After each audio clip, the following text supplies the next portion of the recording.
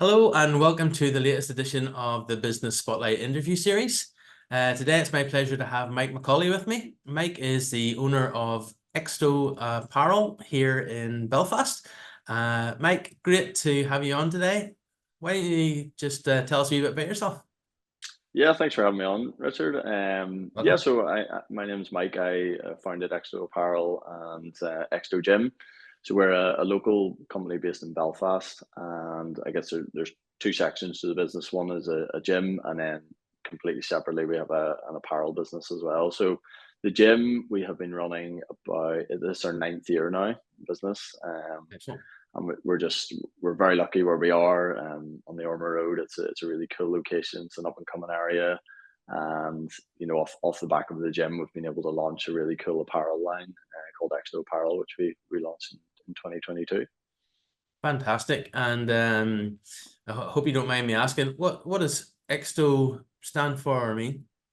Yeah, so it's actually a question we get asked all the time, and it's a Latin word, and it means to stand out or to exist, and it just kind of really embodies what our brand's about. It's kind of doing things differently, standing out, doing things our own way, and making a kind of an impact in the marketplace.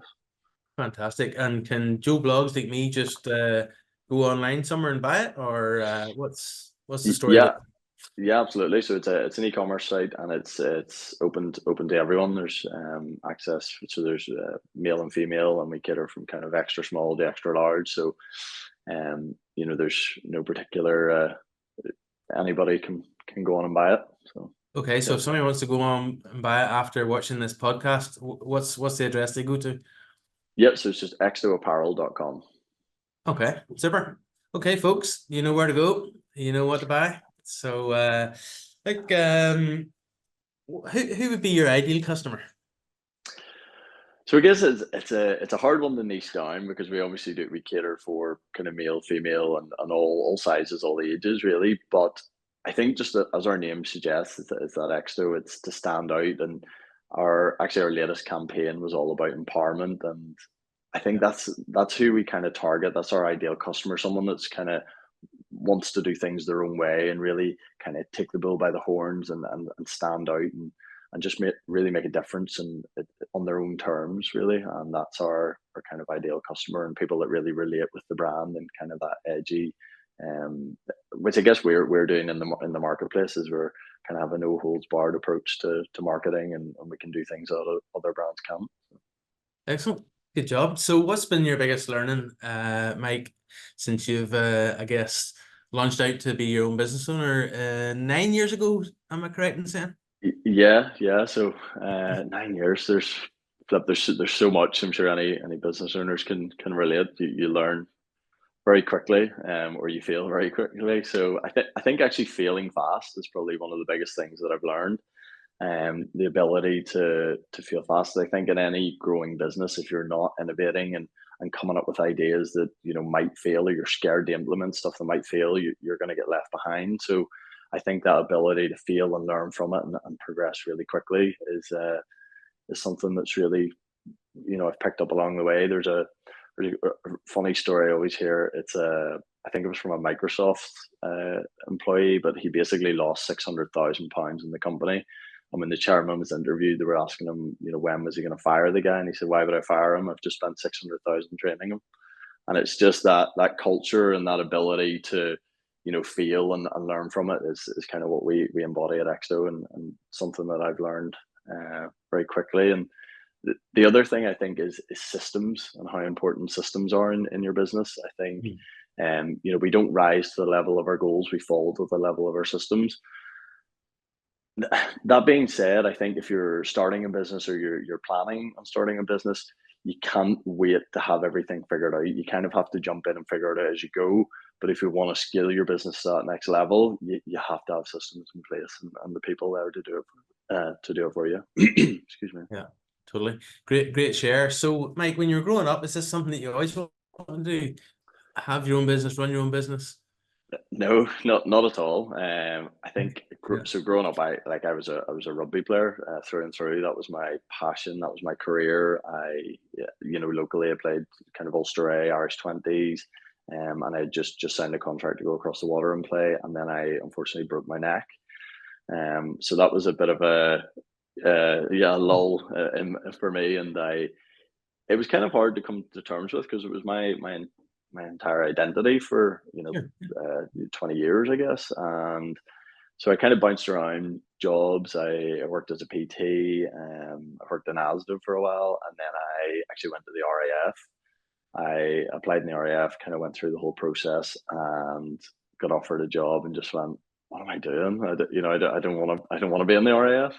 Yeah, yeah. So I remember so clearly. Actually, I was in Cranwell, the RAF recruitment base, and I basically had like an 8 hour layover between coming home, and I pulled out a notepad and I wrote the business plan for Exto, and I came home, and 2 weeks later I opened Exto, and it was like a light switch went off in my head that this is what I'm going to do and this is what I'm committed to doing. And I think the whole I think the whole allure of the RAF for me was to help people, and have that chance. And I just thought, okay, I can actually do this on a really big scale through gyms. And then that was kind of the birth of the apparel as well. It was like a vehicle where I could help more and more people.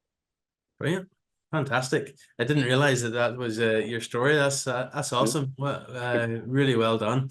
And thanks. thanks that you've come through that. That must have been so traumatic and so life impacting. But look what's come out of it. It's a fantastic result. Yeah, yeah, absolutely. I can't.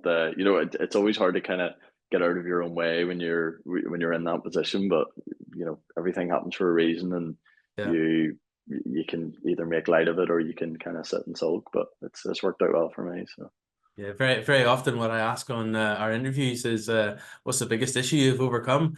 But I don't think they get much more big than a broken neck. So, so what have you learned about yourself in this whole process? Phew, that's a good question. I think well, tenacity is. I definitely Mhm. have that, and I think just the ability to adapt and get things done. I think particularly when I started the apparel business, it was a completely new industry to me, and which I knew nothing about.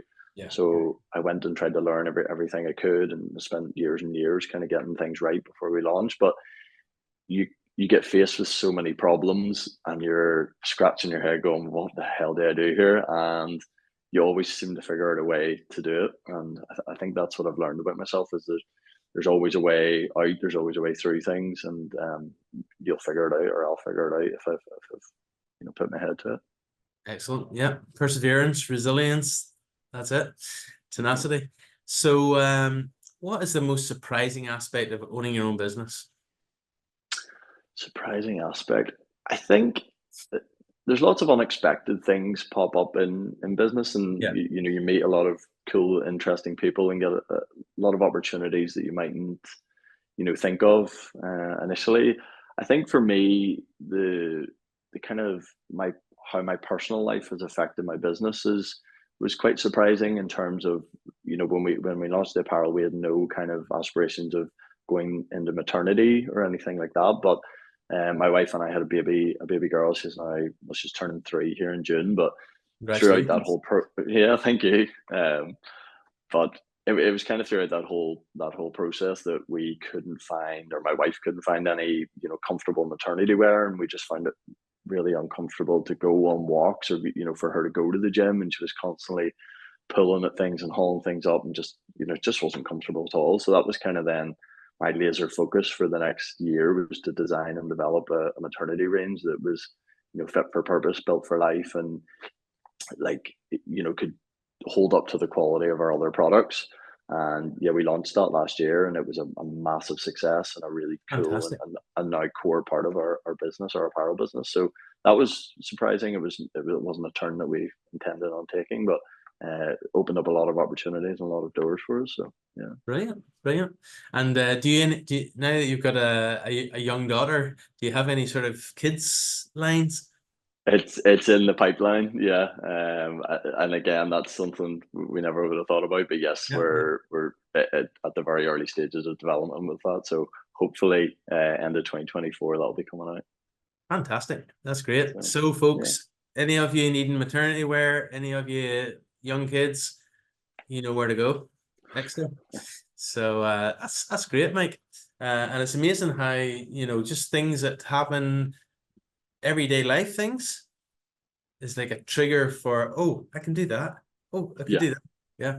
So that's it. It's finding inspiration in the smallest of things, and yeah, yeah, or the biggest of things, the life changing events too. But yeah. it's yeah, it is. It's that was my kind of biggest surprise in business, was how things can impact from your everyday life. So Fantastic. And you mentioned that word inspiration there. So who is sort of your inspiration? Who inspires you? And that doesn't have to be, somebody who's a big TV talent, or we hear about them every day in the media. Just yeah, who inspires you? I mean, I think we chatted about it before we kind of went live on this. Ben Francis from Gymshark, he's obviously the kind of gold standard in our Yeah. industry. But uh, I mean, locally, there's some guys that are doing incredible things. I watched one of your shows, and you had an old pal of mine, John Elliott, on recently. Yeah, yes, yeah, yeah. Yeah, he was an old client of mine, and he's an operator, and he is kind of a big inspiration too. I got to spend quite a bit of time with him, and just the way his mind works and how he's able to see problems and solve problems is really, really cool. I Yeah. think more recently and more close to home, my brother has set up a watch company called Nomadic here in Belfast. So they build handmade luxury watches, and what he has done with that company is incredible. He's essentially taken a company from zero to 1 million in less than 2 years. And Mama. I think he would initially say that I inspired him to go into business, but it's him that's inspiring me now. And we meet up very regularly, and chat through things, and strategize. And just when you talk to him, you're like, this guy's a tier one operator. It's Yes, I yeah. I always kind of just seen him as my kind of nerdy older brother, but he's switched on, and he knows what he's doing, and he's a real inspiration for me at the minute. So Fantastic. Brilliant shares again. And I love to hear when our inspiration are either family people or locals, and you've said both there. So that's great. Really appreciate that. So are you one of these people who is a bookworm?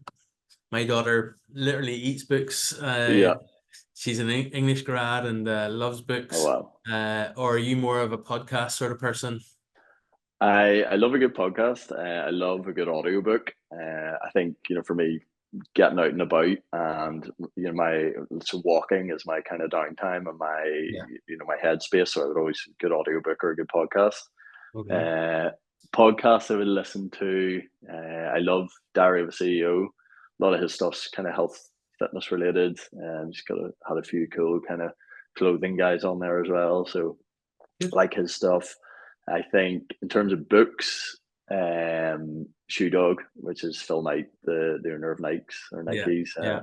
It's his story is really, really cool, and I love that it's so relatable. And a lot of those kind of business books or kind of autobiography books are very relatable in terms of where people start and the challenges and the hurdles they've overcome. And Sure. it's amazing that where you are now and where you could be, and you don't start off in a dissimilar position to a lot of these guys. So yeah, I love all that sort of stuff. Brilliant. Great. Sounds good. Dario CEO is great. It's one of my favorites as well. So Yeah, yeah, good one. And I've still to read Shoe Dog. It's been recommended to me, so I'll definitely make a note of it to yeah, to it's a get good read, reading that. Yeah. definitely good read. Excellent. So tell me, what does the future look like for yourself, for more strategically maybe Exto Apparel, and what do you see as the main challenges going forward? Yeah, I think we're in a great place, and our growth trajectory is awesome at the minute. We're very happy, and again, a lot of that comes down to the kind of the systems that we were able to build and put in place before we kind of started notching up that growth.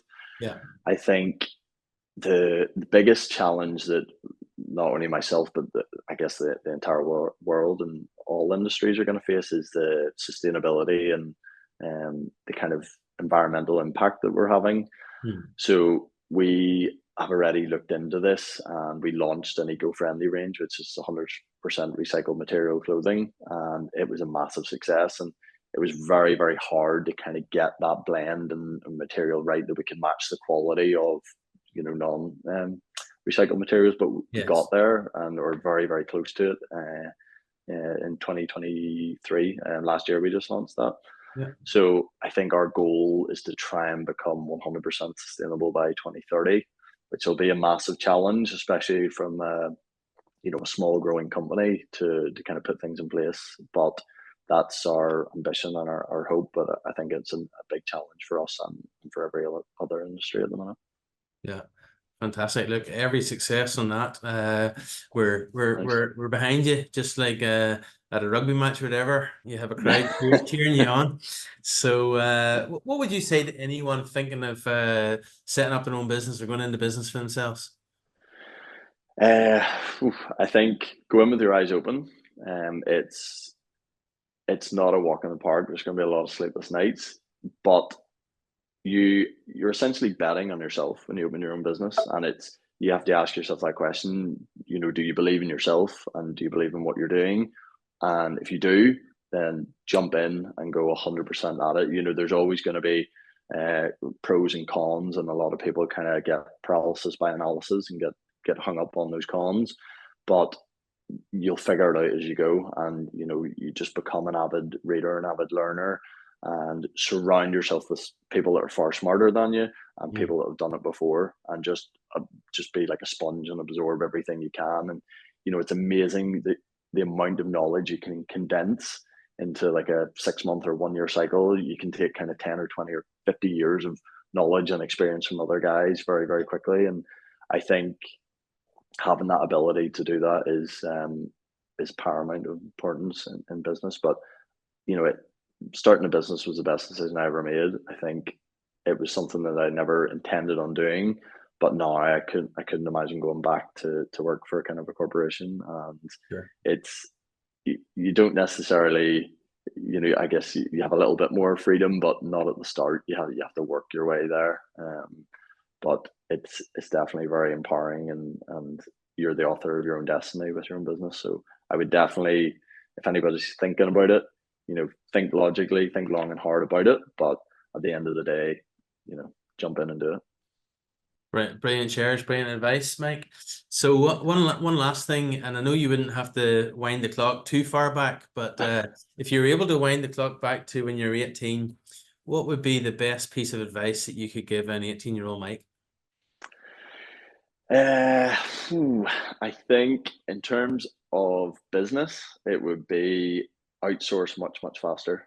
You have to, as a kind of a young man, and your pride gets in the way a lot, and you think you can do everything.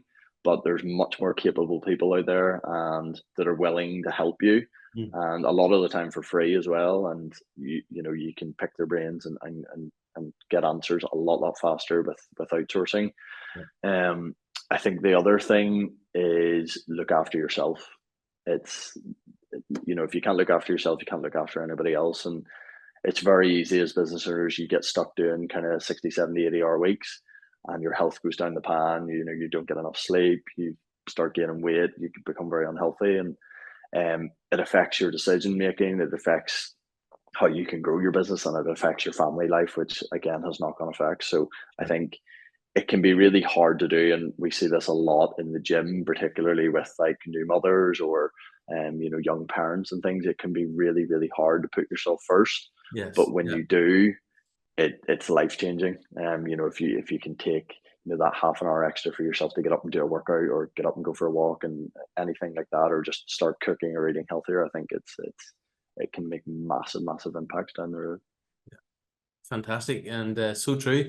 Like really good advice to yourself back then when you were 18, and really good shares. Really appreciate you taking time out of your two busy businesses, and I look forward to watching this space and what's in store for Mike McAuley and Exsto Apparel.